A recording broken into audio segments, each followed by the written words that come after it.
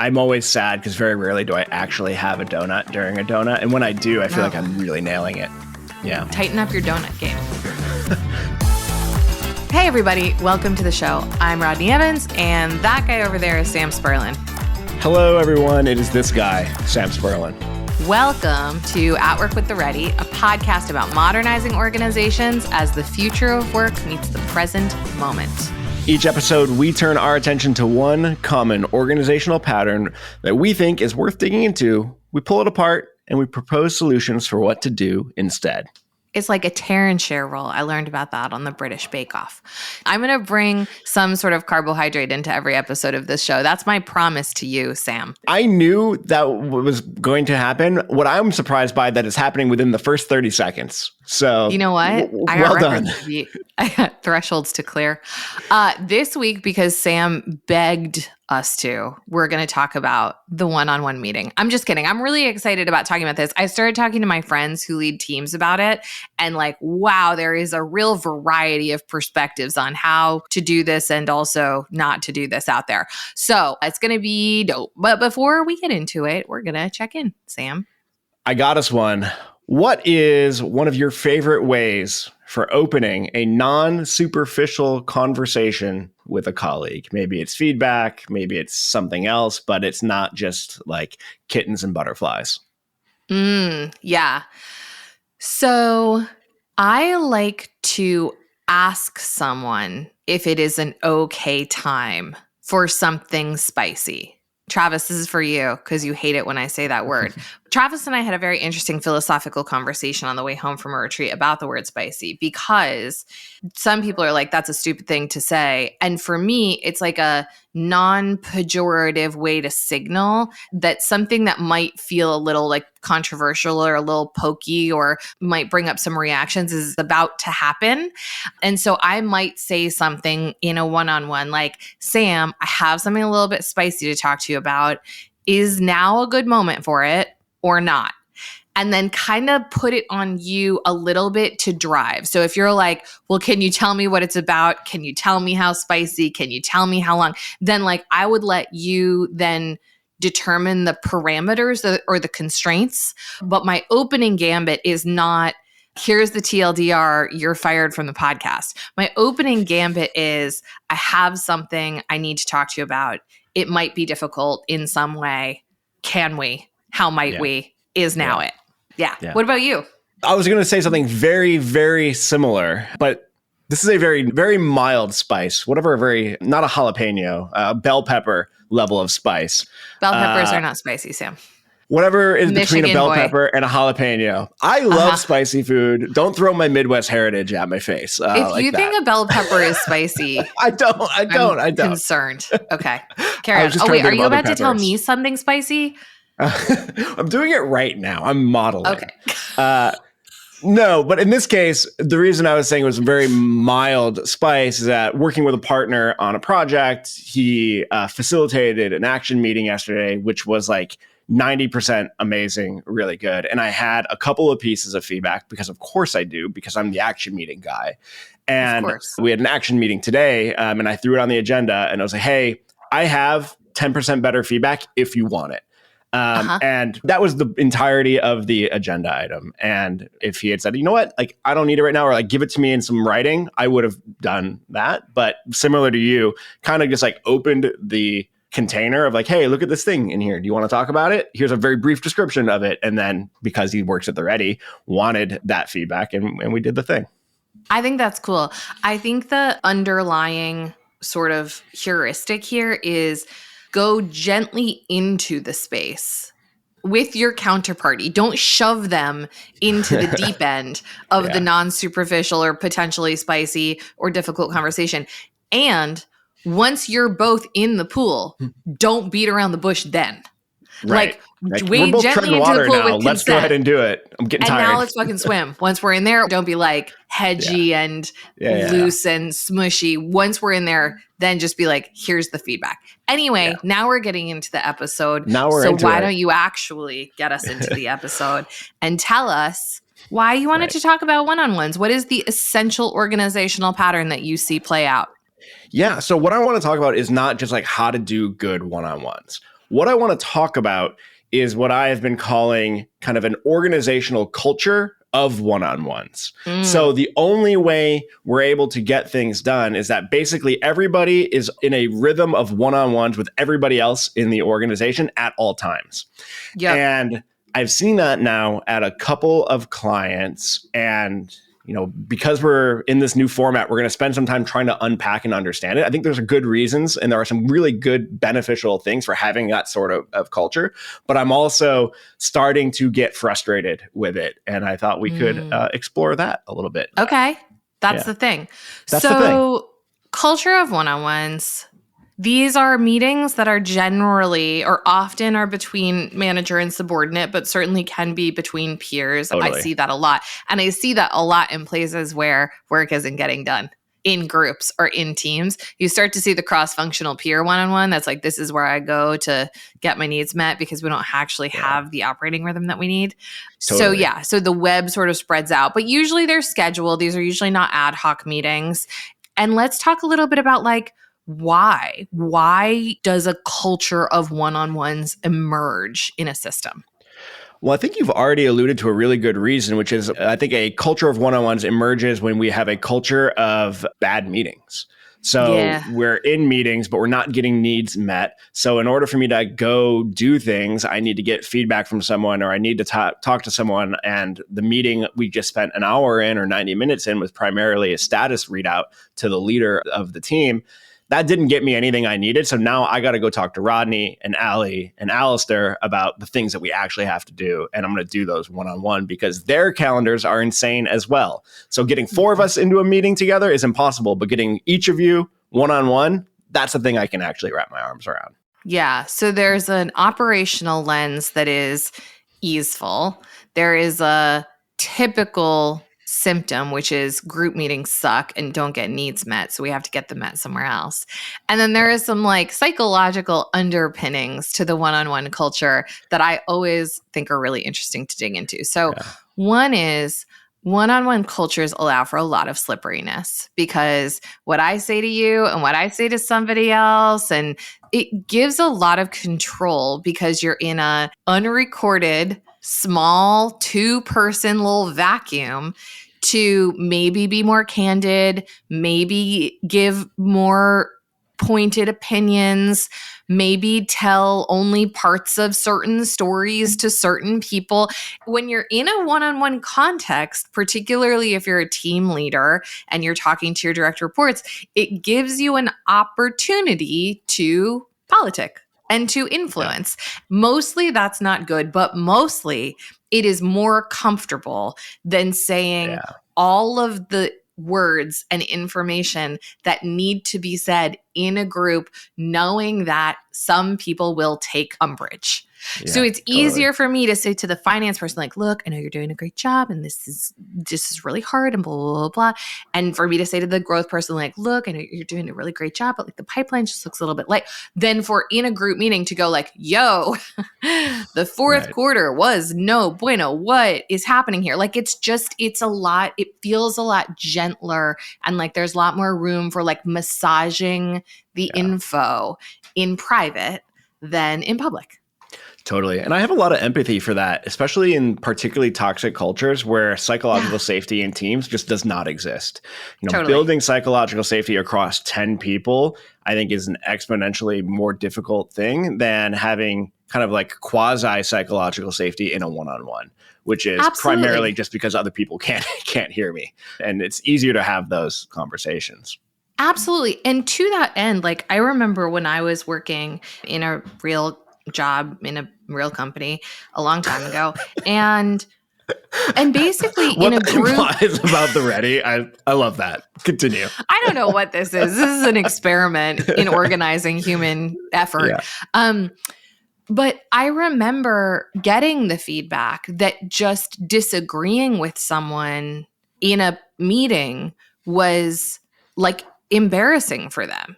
Mm-hmm. And it wasn't I remember it very, very clearly because it was not an ad hominem attack. It wasn't even an attack.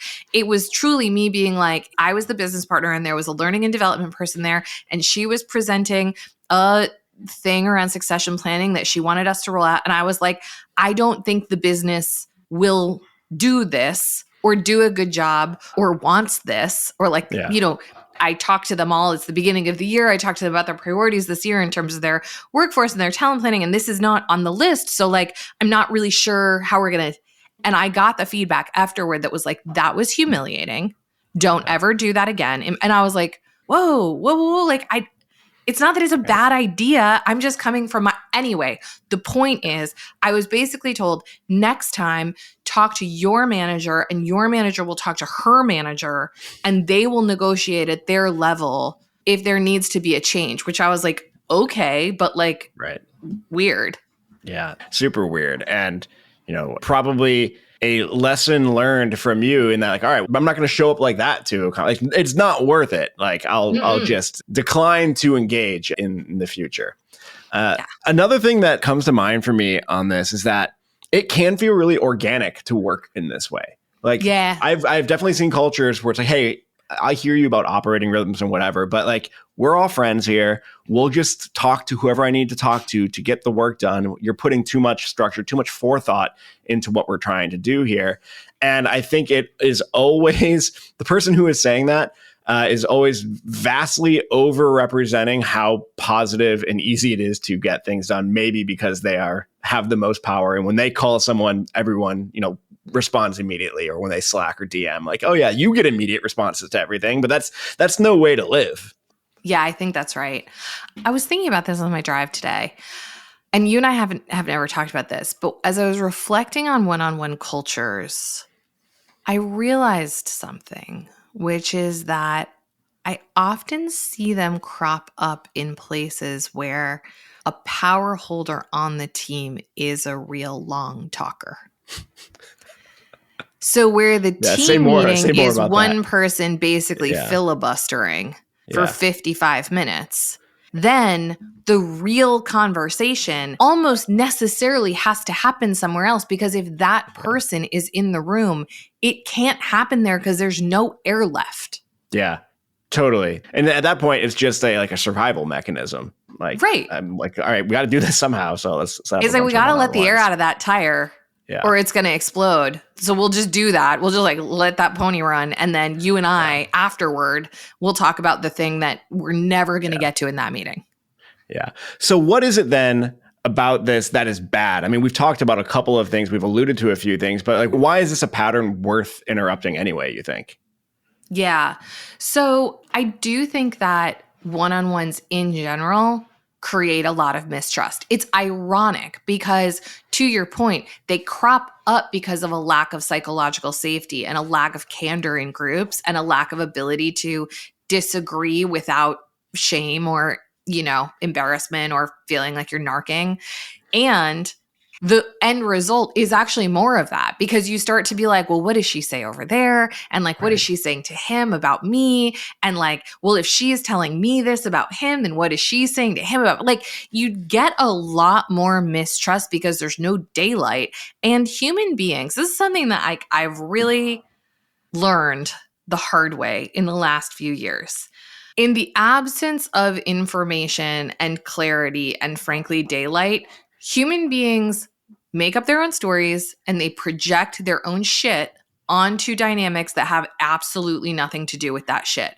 And that is something that is just true of human nature. So if I'm someone who worries that you don't like me or that you don't enjoy talking to me, and I find out that you and Jack have a separate meeting about the podcast that I'm not invited to, I might think that the reason for that is so you and Jack can talk shit about me.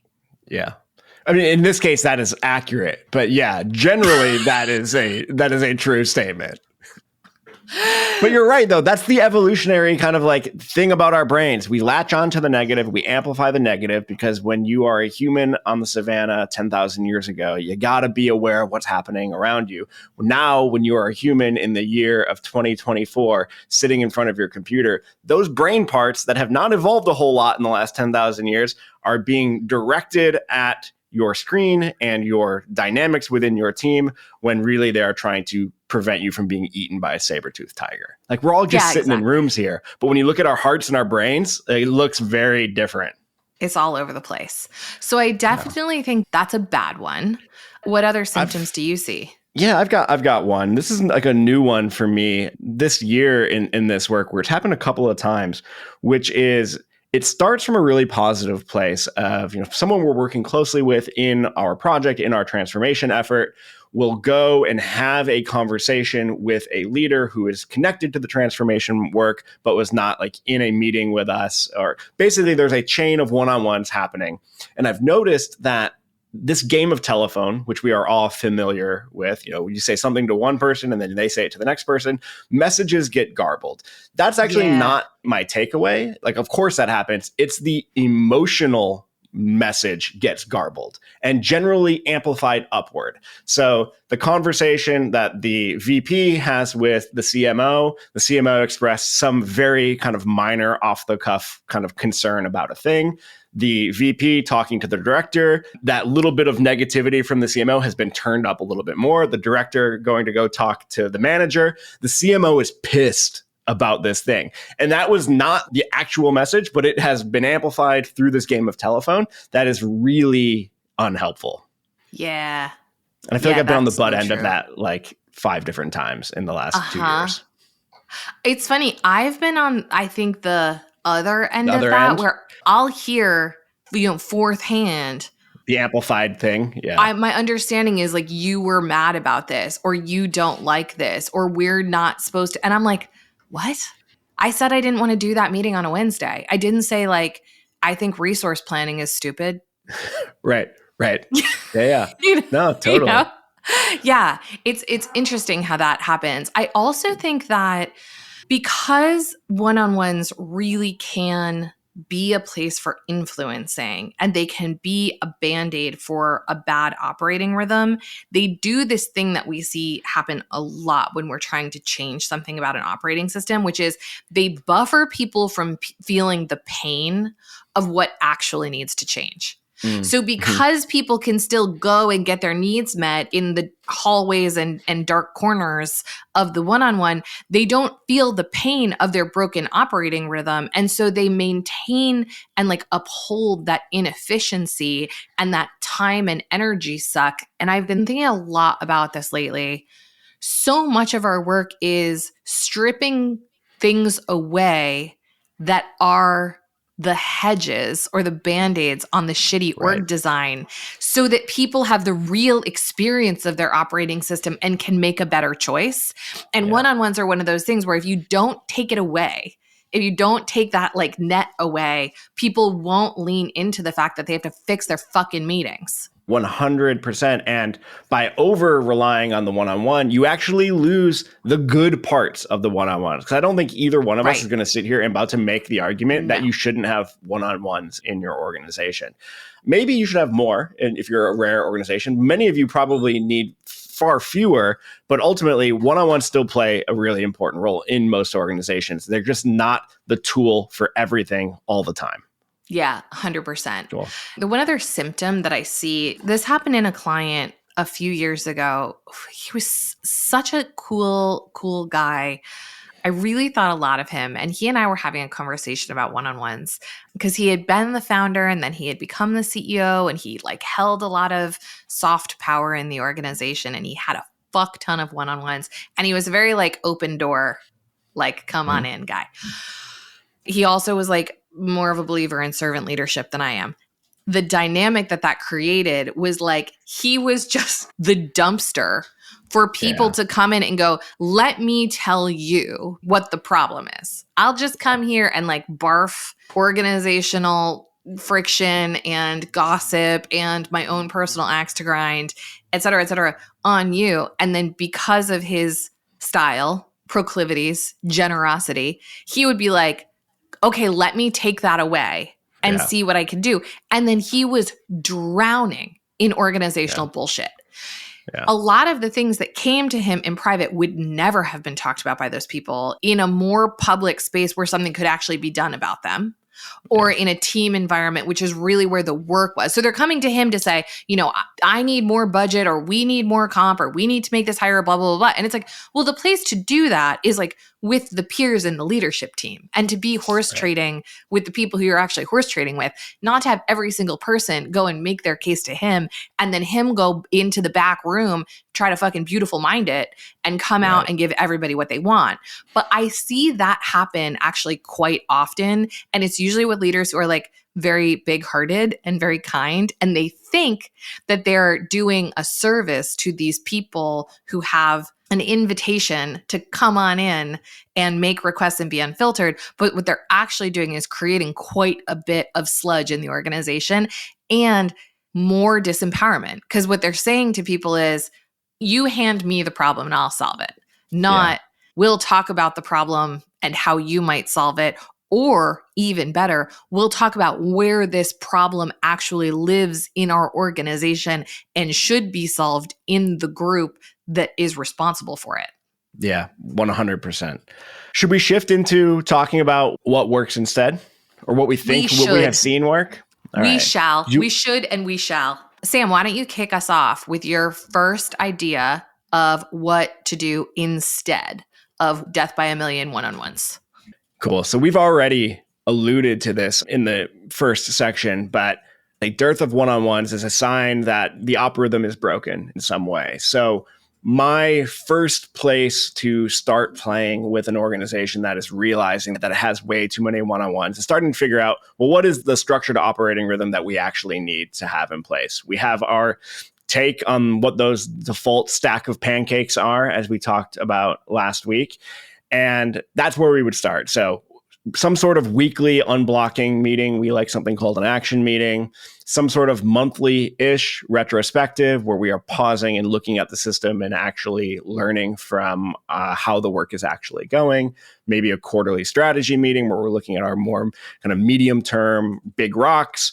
That as a basic sort of stack of meetings can hopefully start to create venues and arenas for conversations that are better or best suited to be happening at the team level and instead of at those one-on-ones.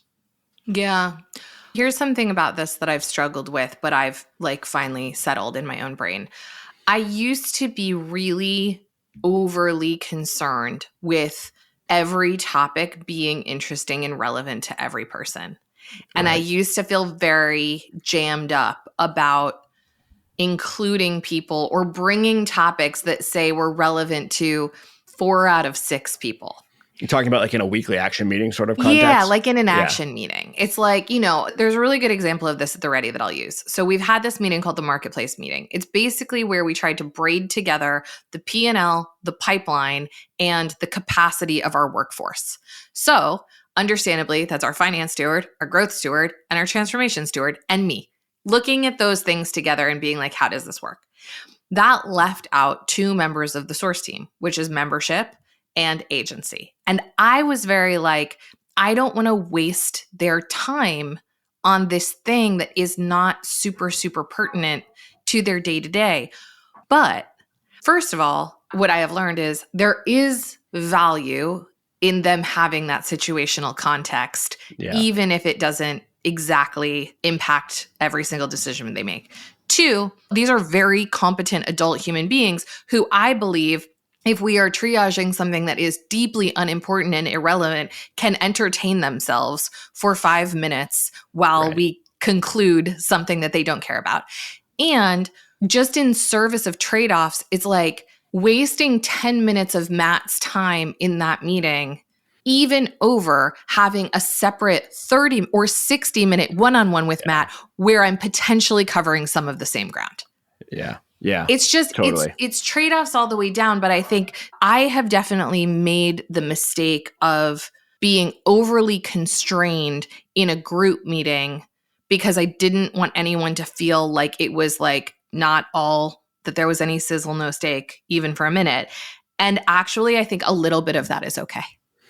I think that is absolutely okay. And I think it's important to, I guess, at least comparing it to most of our clients, the idea of, you know, you having some heartburn over 5 to 10 minutes of a meeting not being relevant to a person is a whole different world than what many of them are dealing with, which is like half of my meetings all day long are not relevant to me. That's so true. I dream of the world where I have a 10-minute sort of like mental break, sort of like, oh, okay, I don't have to be totally like plugged in 100% here. Let me like go look at Slack real quick or just like see what else is going on. I'll plug back in. I'm fine. It's okay. You're fine. And like, this is the thing that we're going to talk about some other moves here that might sound counterintuitive. I don't think there's anything wrong in a meeting if I'm facilitating with going like, you three, this does not involve you, so pay attention or tune out. I'll hit you up when I need you back here. I was in a meeting the other day with the membership TOTS crew, and they were like, this part doesn't involve you. Go do something else. And I was like, okay. They're like, we'll Slack you when we want you to pay attention again. And I was like, cool. It's like, I have 10 minutes of shit to read. It's fine. It's fine. All right. Hit me with another idea that's not algorithm related. Yeah. So here's what I think you should do instead of the one-on-one that is typical, that is updatey, that is influency, that is politicky, that is very work content oriented, is spend time in a one-on-one doing advice, doing feedback, doing coaching. My heuristic for this is I don't talk in one-on-one meetings with people I'm teaming with about anything that has to do with the whole team, with most of the team, or with the organization. Because there's no reason, if I think of our one-on-one time as being the most valuable time that we have to do the deepest work together, I'm not going to waste it on like, what was that metric? Did I see a weird number for March crop up? Because I don't need to do that one-on-one with you. I can do that in a group meeting. So really try to pivot the one-on-one from whatever bullshit it looks like now, which having gotten a bunch of data points on this, it does look like bullshit, and try to pivot it to being about development. And this doesn't have to be like a boss subordinate being like, what are you working on? What are your goals? This can really be like I just think of it as advice. A lot of my one-on-one meetings at the Ready are just people being like, can I get your advice about this? What do you think about this?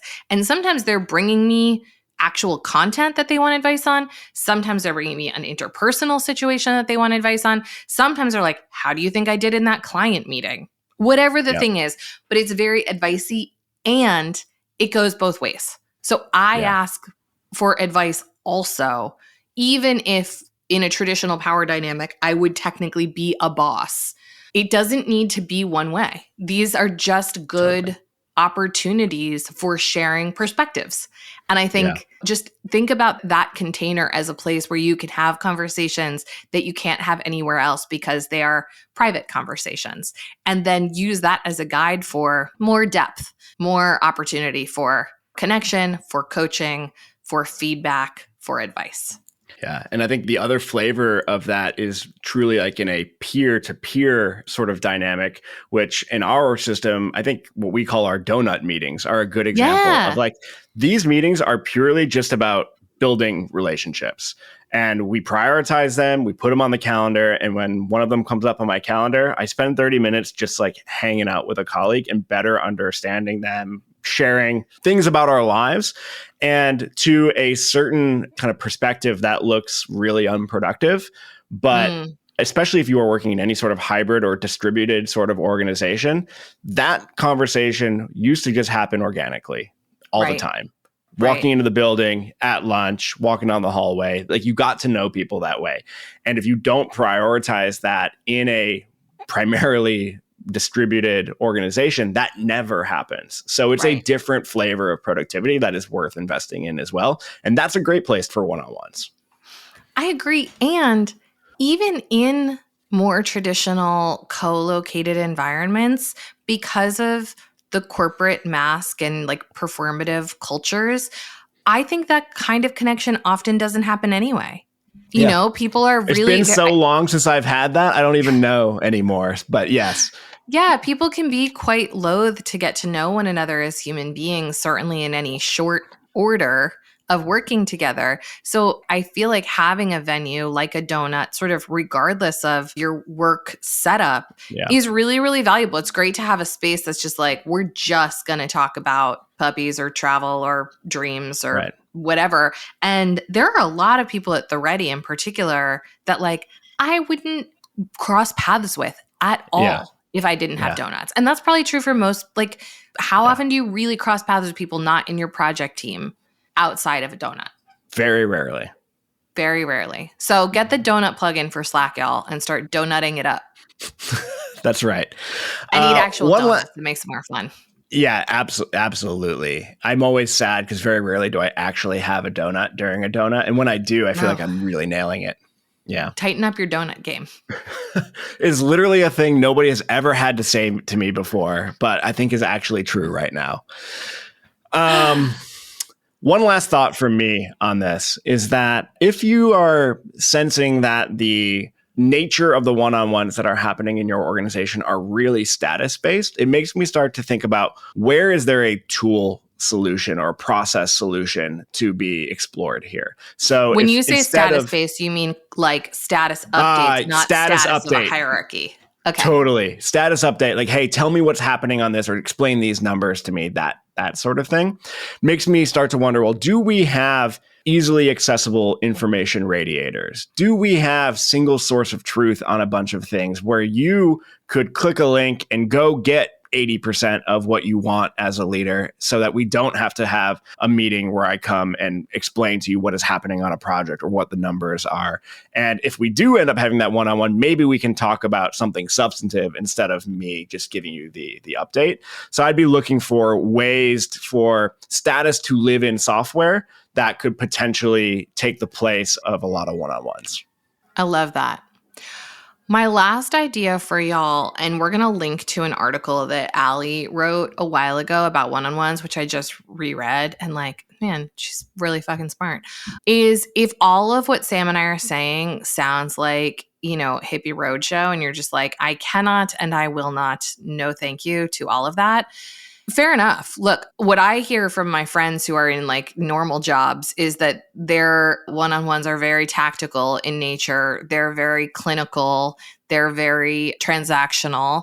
And so all of what we're saying is pretty radical compared to what's generally out there. I had one friend who told me that like she is considered very progressive for just doing one-on-ones because they're basically like considered kind of unacceptable where she works. Anyway, my point is, if all of this feels like it might be a little bit too out there or too wild, a really easy way to start changing your one-on-one dynamic is to start with a little baby retro each week. And like if you and I were doing a weekly one-on-one, we could put cards in Notion, we could put stickies in a mural board, we could put bullet points in a Google Doc, and we could just start with like, what went well this week? What didn't go so well this week? That could be it. That could be it. We could put on some music and we could take 3 minutes and we could write 3 bullet points each for what went well, what didn't go so well since last Friday. And then we could read each other's responses and we could have a conversation about it. Yep. That move is probably better than at least 50% of what is happening out there one-on-one wise in terms of what kind of conversation can emerge from there, what kind of connections can be drawn, how we can start to recognize patterns, what we see come up week on week on week. We can really start to dig into some deeper topics in a very non-threatening way by starting with just a very light but written retrospective. And what is it about the written part of that is important, you think? I think it's that, first of all, it's easier to enter the arena when you write a few things down than when you say them verbally. Second, if you're doing it synchronously, then it's not like, I don't say like, well, what didn't go so well this week was that I forgot to do a check-in round at an action meeting. And yours is like, we got fired by a client. And it's like, oh, there's a real asymmetry here. We're working on different scales in terms here. Of our weeks. And like we always talk about in terms of meetings, like the idea is that the participants are using the container and they get to bring what they want to it. So if what I want to bring because I'm losing sleep is that I forgot to do a check-in round, and if what you want to bring is that you were asked off of a project, we should be able to do that. But like we are naturally going to anchor to the other person's level of depth. So writing it first and then like kind of living living with the results of that is a slightly pokey but not unsafe way to start to get into some deeper convos. Yeah, totally agree. Obviously, it's not about anonymity when there's only two people there. Because I think that's why we often will do written stuff first in a retro. Like, hey, nobody knows what you're typing. Private mode is on. Go nuts. But I do think there is something about it's hard to hear your voice say a negative thing. It's easier to just type it out with your fingers and then, have a conversation about it. I don't know what's going on there psychologically, but it feels very true to me. Yeah. Well, I mean, it's like the magic of journaling too, right? It's a lot easier to write down something that's pretty rugged than to speak it into the universe. So that's a really easy one in terms of getting started on what to do instead. Okay. I think it's hot take time. Hot take time. I feel like we need like a stinger here. Get your hot takes. What is a stinger? What is a stinger? Oh, like an audio stinger? It's like some sort of like audio like hot take zone. Or like hot take with Rodney and Sam. Like something like that. Okay, Jack, you heard the request here. Sam wants a jingle, a stinger jingle. It sounds like I just gave you one, so you're welcome. I guess we could just use that one. All right, what are your main reflections from this very fun and windy exploration of one-on-one patterns in orgs? I think the place that I would direct a friend, a colleague, a client toward is to find one sort of network of one-on-ones that could be replaced with something like a lean coffee. And this is something we have very recently done in a project that I'm working on. We have our kind of core team. We're working together every day, every week. We don't need one-on-ones, like we're doing the thing. But we have some key executive stakeholders who are not in the work kind of on a day-to-day basis with us, who we want to keep up to date with like what is happening, and they want to know what is happening. So first instinct, I'll have one-on-one with this person, you have the one-on-one with this person, or I'll handle both of them. And very quickly we realized that's not great. Like we want them interacting with each other. We want to have like kind of the same story. So we invited them to a lean coffee meeting, ostensibly about our project. And I'm sure you and Aaron have talked about lean coffees. We did, yeah. We called it OS coffee. There's OS coffees. Okay, great. So very simple. You bring people together around a theme. We generate specific topics of conversation together. We democratically vote up the ones that we want to talk about, and we work our way through those topics, as many as we can, in a time-boxed way in the time that we have.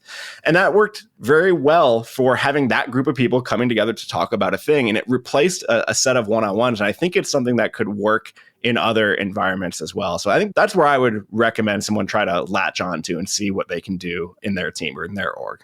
Nice. My starting point, which came from Chelsea, thank you, Chelsea. This was so smart. When I read it, I nearly had chills, is start asking the other person when they bring a topic to your one-on-one what they need from you or what would be helpful from you. Mm-hmm.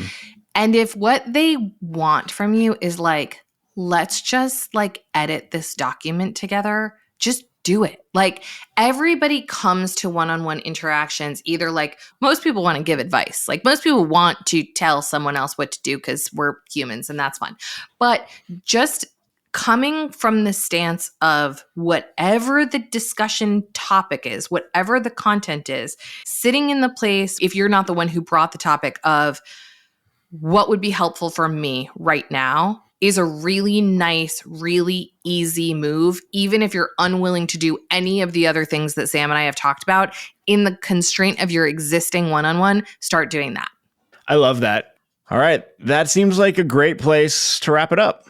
If you liked what you heard, a review would be really great, especially a 5-star one, or forward our show to someone who needs it. We just heard that our first episode got really passed around, and we were very delighted by that. So please help Sam and I get the word out about one-on-ones so that you don't have to have shitty ones. We're also always looking for new topics for the show. So if you have an organizational pattern that seems particularly sticky, please shoot us a note at podcast@theready.com. This show is edited by Taylor Marvin and produced by Jack Van Amberg, the best. At Work with The Ready is created by The Ready, where we help organizations around the world change the way they work. Thanks for listening. See you next time.